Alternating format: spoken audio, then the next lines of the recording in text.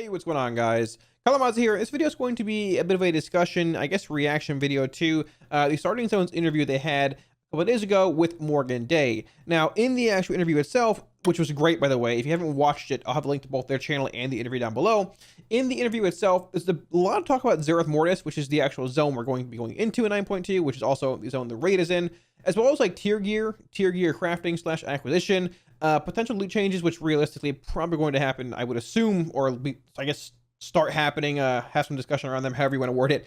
I would assume going into 10.0, some kind of new expansion regardless, as well as raid design and PTR testing. Now, obviously Blizzard has mentioned sort of publicly that they aren't against not testing the final 3 bosses during PTR, which honestly, I'll talk about it more in the interview here. I guess the reaction, I'm a fan of it, 100%, but they have to get it right, because if you think back to Castle Nathria and things, what's the first thing I think of, or you think of when you hear Castle Nathria? I don't think of Sires and Athers. I think of SLG and the mess that boss was. But regardless, a lot of hard-hitting questions in this actual interview, but a lot of really good answers. The Starting Zone did an awesome job with the interview. The only thing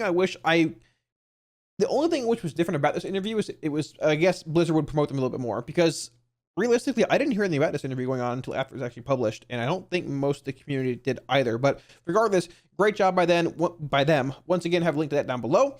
Yeah, with that being said, let's just jump right on into it. Oh, we are jumping in about a minute or so into the reaction, but I guess the discussion, but at the same time, the first 2 paragraphs are not, incredibly important. So with that being said, enjoy the video. If you're not subbed to the channel and feel like doing so, or want to help support us get to 50k subs, be sure to smash the sub button below.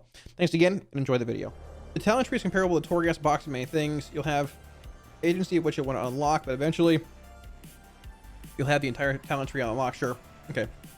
Some research has a timed element, but they're separate, so you can research multiple things at the same time. Cipher content will award currency with no weekly caps.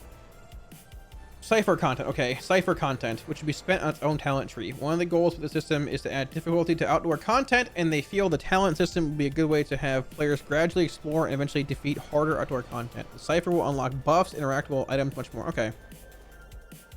Okay. New quests related to Cipher will also unlock as you advance to Zereth Mortis. Cool. This will be account-wide. Oh, that's good. So these will be account-wide unlocks similar to those in 9.15. The team will also look into ways of adding ways to speed up content progression and all such as ways to earn more Cipher currency as time goes. That's cool. An item like... yeah, that's cool. You'll be able to find gear, treasure, and rares within Zereth Mortis with an item level range of 229 and 249. Okay. Gear will have special set bonuses like increased ability at their instances. Okay, I was just gonna say, please. I actually like the mana pearl farm, but please don't let it be mana pearls. People are gonna lose their mind. But yeah, no borrow power in the raid. Got it. No plans for any new gold sync mounts. I heard there are 200 new mounts coming in this patch. Is that true? 200? 200? That's absurd. But there will be 2 forges for collectors. The synthesis forge, where you'll collect automa. I don't know if this is automa this war. I think so. Slash construct pieces and combine them to make pets and mounts, protoform synthesis, all using resources. So I guess, okay, there's a lot of combinations for mounts, so you make them. Around 40 discovered, 200 for Shadowlands as a whole. Oh, okay, cool. So do we know how many in this patch actually, or no? For AF, you think STS and Rye, this will play for keys. So yeah, I do. Yeah, Joe, I do. You're not gonna see a shift back to single target stuff. It might add some value to like Siphon Life, maybe for like bosses, but overall, nah, I think it's so good. Yeah. The article's covered by the cam a bit. Oh, thank you. Sorry. I hate that it's like that. I wish there was a way to like... Actually, hold on. Is there? Yeah. I wish there was a way to like get rid of this part of the screen over here, but it's yeah, it's fine. Sorry. They always try... Okay, raid design. They always try to not repeat mistakes from one raid tier to another, using Tomb of Garrus as an example. Soak Garrus as an example of failure in design they don't want to repeat. When I read Tomb of Garrus, I was wondering, are they referring to the soaks? They went back and saw Tomb of Soak Garrus. That's fair. I think it's sort of like just known, or I guess it's just like assumed, right? But I feel like an SOD raid team for strategizing too much around the availability of raid cooldowns or having to hold CDs, and that falls in the same level of design. Yep, I agree. It's good to see them acknowledge this, like start stop DPS stuff, right? I don't really know how they counteract start stop DPS in raiding a whole lot, right? I think it's just sort of the way it is with phases and bosses pushing at certain points in the fight. But I'm glad to see they're taking this into account for sure. Yeah, no problem, Attack. Have a good night. No problem at all. Don't see those words. I hate it. What, mounts? Wait, what words do you hate? Regarding the length of Sylvanas' encounter, they wanted to tell a story with end bosses. This is actually really important. They wanted to tell a story with end bosses, and given Sylvanas' history with WoW as a whole, they had a lot they wanted to get across. I totally understand that. They knew from the get-go it would be a long fight. They felt it was a good opportunity to do that on Sylvanas, but no fight in the Sepulcher should last that long. That's good to hear. That's fair. I get it. And yeah, I guess I understand. I don't know. They probably could have trimmed like a minute off of phase 1. And probably like, people say completely remove phase 2. I think it probably needed to be there realistically, but I would assume they probably could have found a faster way to do it. I don't know. Regardless though, like, I would be surprised if they couldn't have found a way to like tell that same story how they told on Sylvanas without having the ability to trim 2 minutes off. You know what I mean? Right? Yeah. Oh, mana pearls? Yeah. No problem, attack. Okay. There's a flight network within the Sepulcher. Yeah, we saw this. We looked at the raid map last night, which is massive, and the raid is a competition from being the biggest raids. And the raid is competition for being the biggest raid size. What? The raid is competition for being the biggest raid size wise in WoW history. So it competes. So it's like one of the largest raids ever done. Okay, worded it awkwardly, but okay. They want to convey that They want to convey the Grand Wall of raiding, the place where the entire afterlife lives and created. Flight networks are unlocked as you defeat bosses, and these will reset when the raid is reset. Okay. Flight networks are unlocked as you defeat bosses, right? And these will reset when the raid is reset. But shortcuts are being planned. So skips, cool. Learn, hello, how are you? What's going on? Skips are being planned, cool. This is good to see. Realistically, I feel like how in Taurus was, where you can skip like to the middle part of the raid or skip to the end. Having like multiple skips is really, really cool, and something they should explore again versus like having just like Kel'Thuzad skip, right? Which I guess to be fair, KT skip is sort of like, oh yeah, you can choose for 4 different bosses, right? Yeah, but right. I mean, there are, like they said, buckets, but they said that they reset weekly, right? But there are shortcuts being planned too. So yeah. Howdy gamer. K Kona, hello. On boss time gating, the Anduin encounter itself could be the end boss of every the Anduin encounter itself could be the end boss of every other raid in WoW, and the encounter is supposed to be super epic. Okay, so what they're saying here is like the fight looks like fights. Okay, so it's like end boss scale of excitement, right? They want the time gating to serve as a breather for history reasons. Okay. And they also feel the majority of the player base won't be affected by time gating. I actually agree with this, and it's funny, but I don't think people have really been angry about the gating of Heroic Week 1. I'm sort of a fan of it, honestly. I don't mind it at all, you know. They want us to use this opportunity to try something special with storytelling. That's cool, and like I think people are definitely willing to give this a shot. I don't think gating the raid is bad in a sense. Like I don't think you want to gate Mythic. Like gating Heroic Week 1 and normal, I guess, is fine. But yeah, Mythic, no, you let it go. But Heroic Week 1, I think it's a good idea. I do. Still being discussed. I decided there were plans to not test final bosses PTR. Yeah. Like, so this is a big one, man, right? Like, I'm down for them to do this. I think it's a really, really cool idea. I've seen it talked about. The problem is, like, I don't want to say the problem, but like, they have to get the bosses right. Like, there cannot be an SLG, which was tested multiple times as well. There can't be an SLG. There can't be a Kill Jaden. Times 3. They have to get the bosses right. They have to get like bug tuning worked out. And like, I'm down for them to do it. But the thing is, like, with an hour of heroic testing, the last 3 bosses being the Algalon boss, the Jailer, and whatever else the other guy is. I think it's like the pack of demons, where they call them. What is it? It's like, I don't know. The Dreadlords, right? The Lords of Dread. There we go. The pack of demons. Yeah. For each, like, for the 1 hour testing block they get from like players doing it, I can guarantee there's like infinite amounts of data that they probably wouldn't see in their own testing, just because like it's not they're bad or anything. It's quite literally, it's just like hundreds and hundreds and hundreds of players doing multiple raids at once, multiple POVs, like strats that you haven't really seen. For example, like Fate Scribe, the limit strat, which wasn't seen during PTR testing, but known about and went live, and that happened, right? You know, the actual Kel'Thuzad strat too, right? There are multiple strats, approaches they might not even think of, bugs they won't see, interactions they don't know about.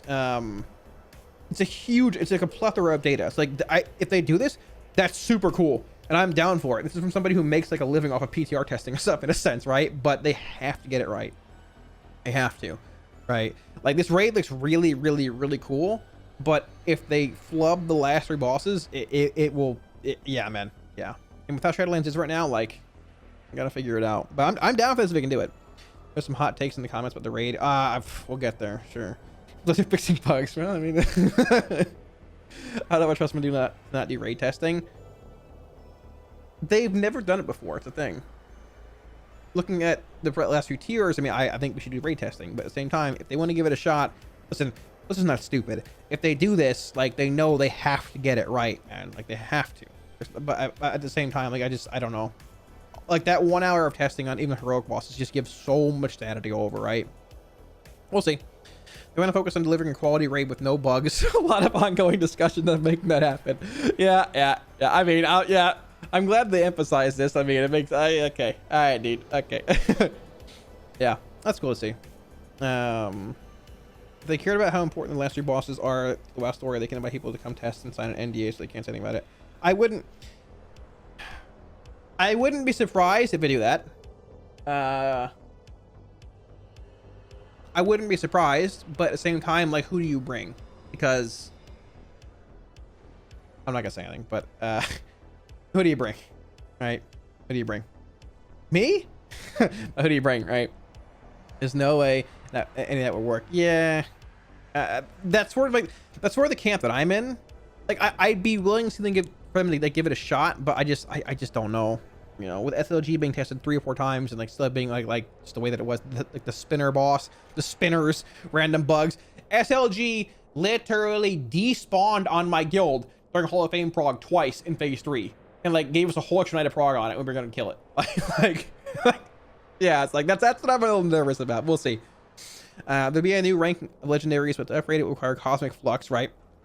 A new currency is inspired by Echoes of Nilotha, which is obtainable from nearly every endgame element activity, including Raid, Mythic Plus, World Quest, and even Torghast. There has to be a weekly cap though, right? Previously, legendary ranks will still require old materials, but those are far easier to farm than they were when current. Okay. There's got to be a cap in this though, right? Yeah, they had to throw Torghast in here, right? They had to.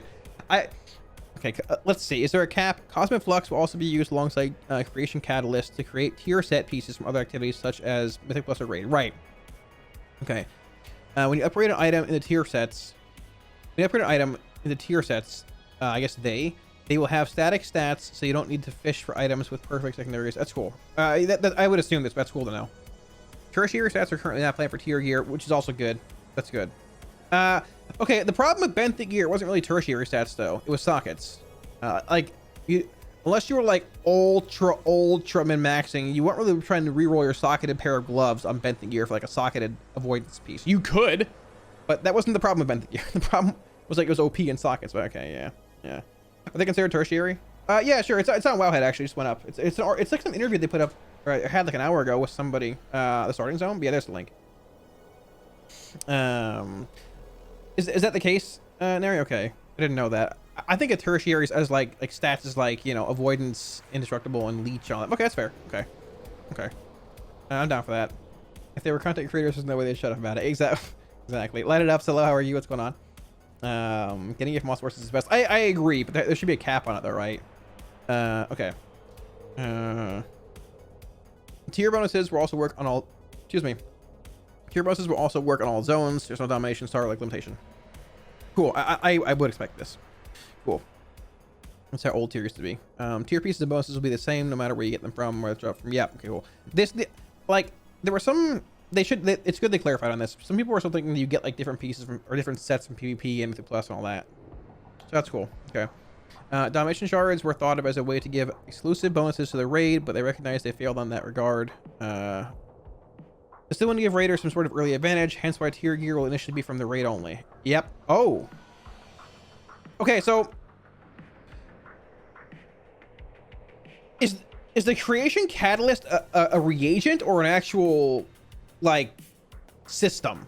Like this is okay. Like this is what I'm saying right here. Like, and like I'm okay with this, but this is what I'm saying. And like in the last video that I put out about this, like with wanted changes for 9.2. I mentioned master loot, but I said guild master loot, and nobody thought it's a system. Okay, nobody understood or heard when I said guild master loot. They heard like they saw master loot and started seeing red. Like without guild master loot and this coming later, tier gear acquisition is going to be a literal nightmare unless they do some kind of token, right? But even if it doesn't matter, like, it's going to be a nightmare. It's going to be a nightmare, dude. Like, it's going to be a nightmare trying to allocate certain bonuses to certain classes, right? This is what I was saying when I'm like, oh, I'm going to make a second Warlock and run it twice week 1 or week 2 or whatever, right? Now, I mean, in the end, like, maybe this comes live week 2. You can craft then. I doubt it.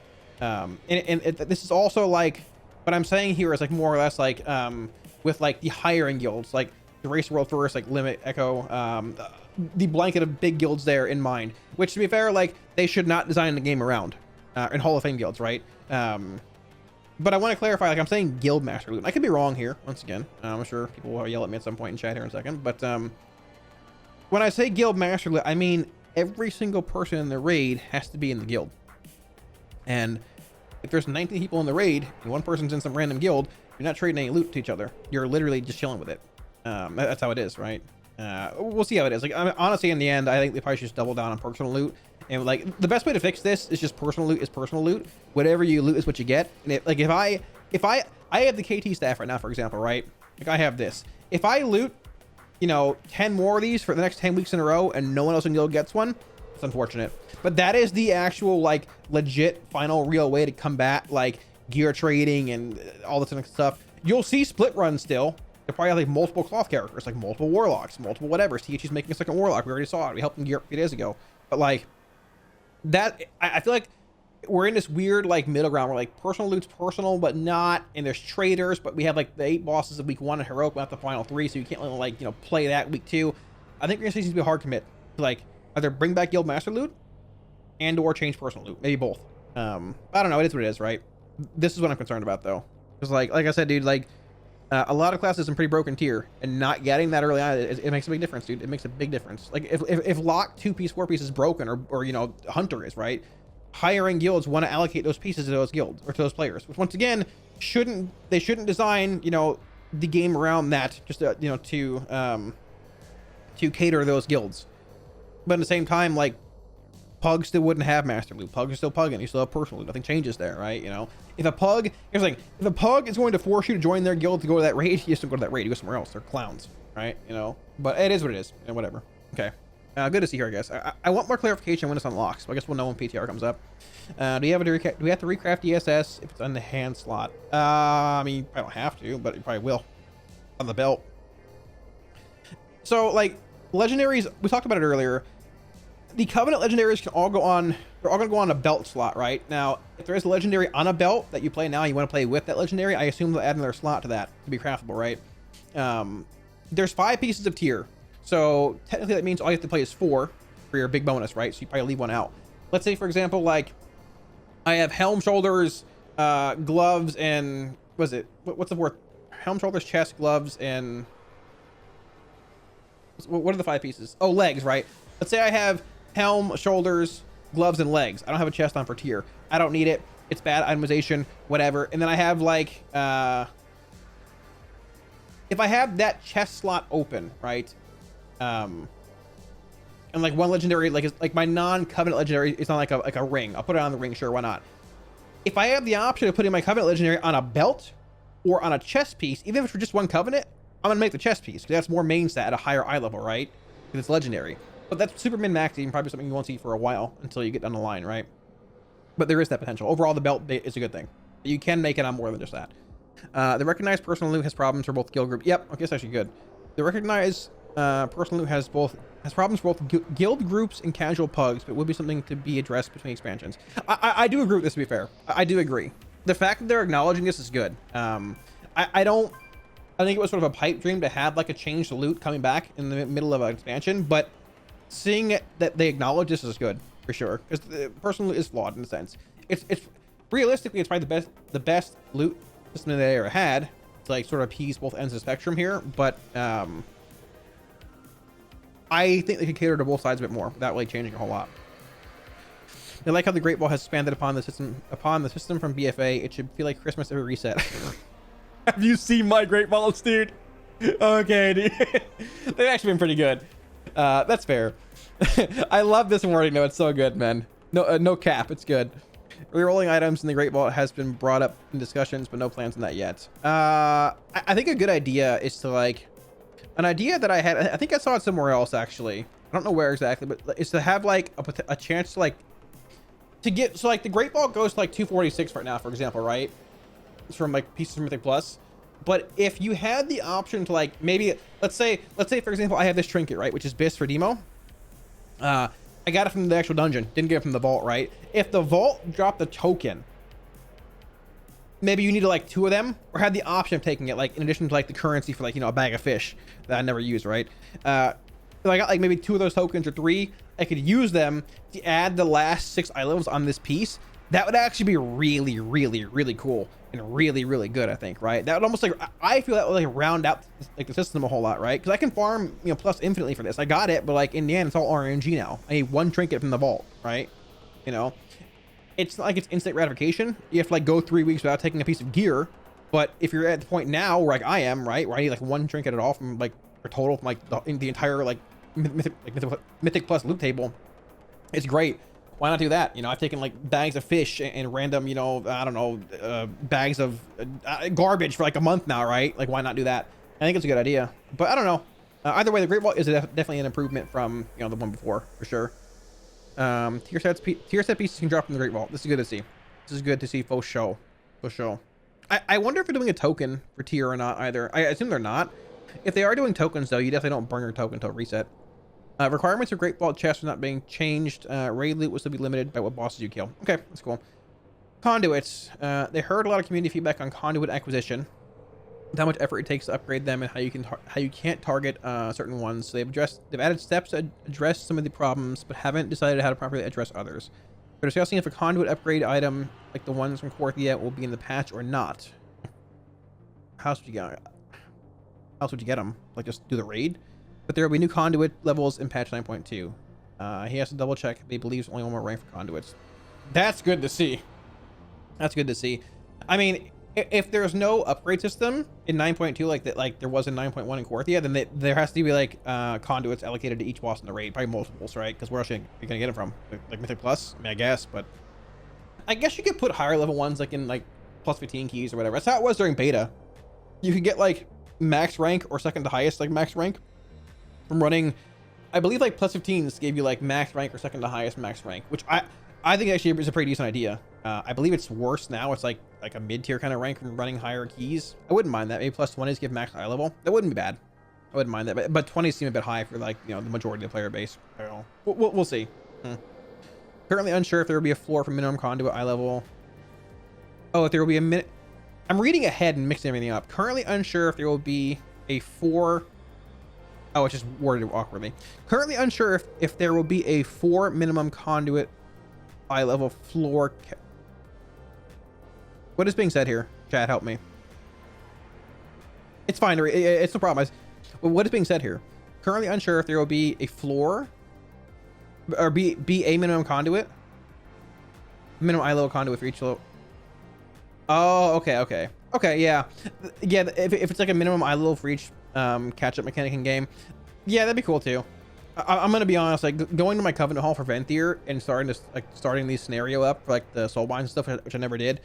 Looting like a 160 eye level green conduit this far in the Shadowlands feels bad. That would be a good change actually. Yeah. Oh, Torghast. Torghast will receive new content, floors, and creatures. Yep. Cool. Cosmetic rewards only, less traditional open floors, and more of a boss rush kind of scenario where you slam bosses back to back to back. That's sort of cool, but they literally just said that you can go in the Torghast, right? You have to go in. You don't have to, but they threw Torghast into something like that, right? Where was it at?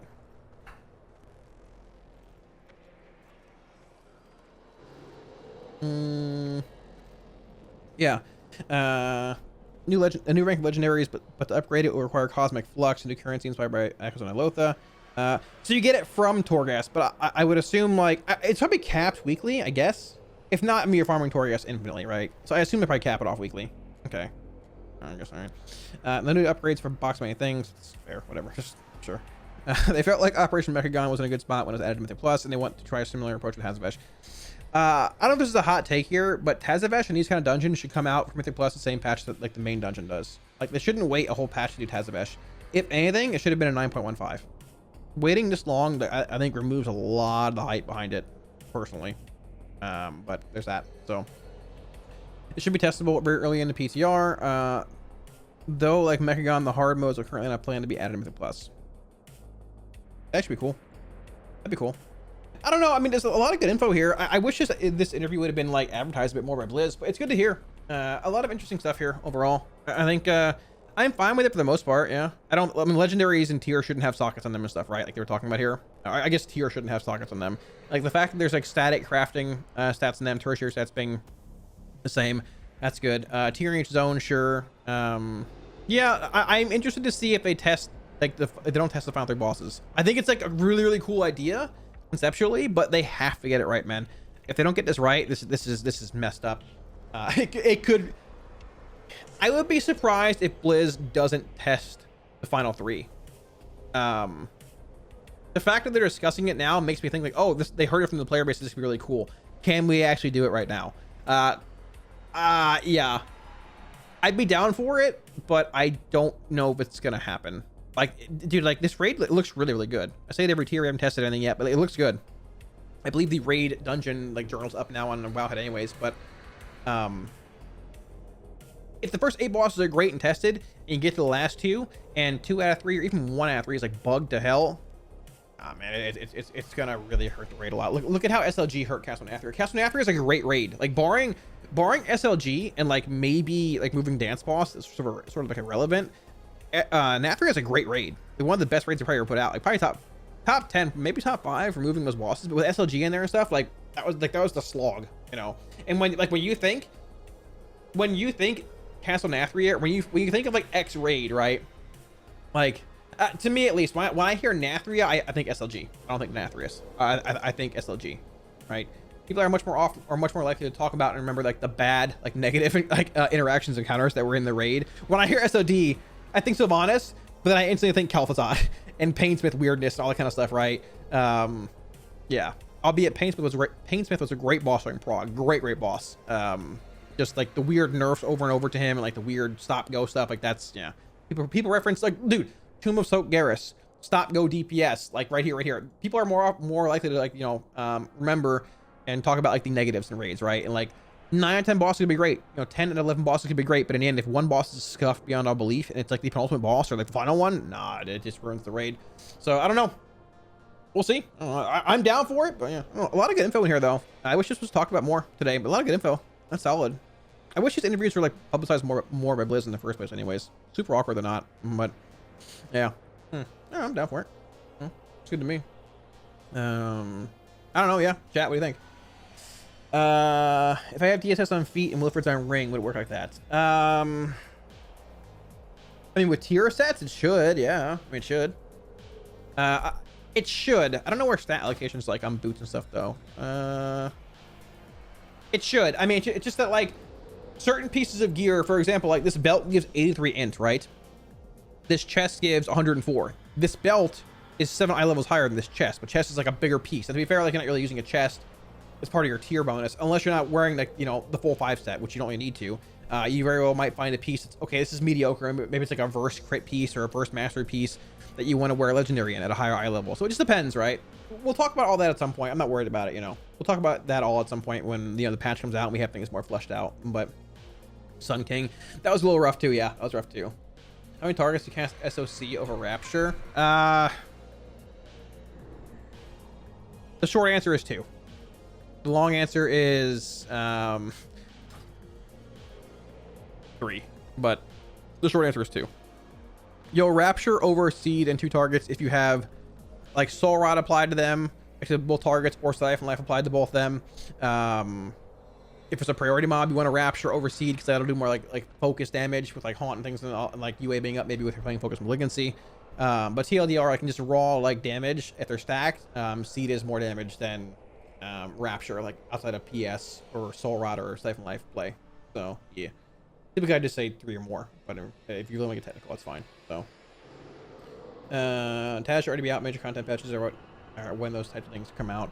I mean, yeah, I think a lot of it's just like the gating behind 9.15 or 9.1, how long it took between each patch for each patch to come out, right? Like number 1, removed a lot of the hype behind Tazavesh. I haven't even done Tazavesh on retail. I did it on beta.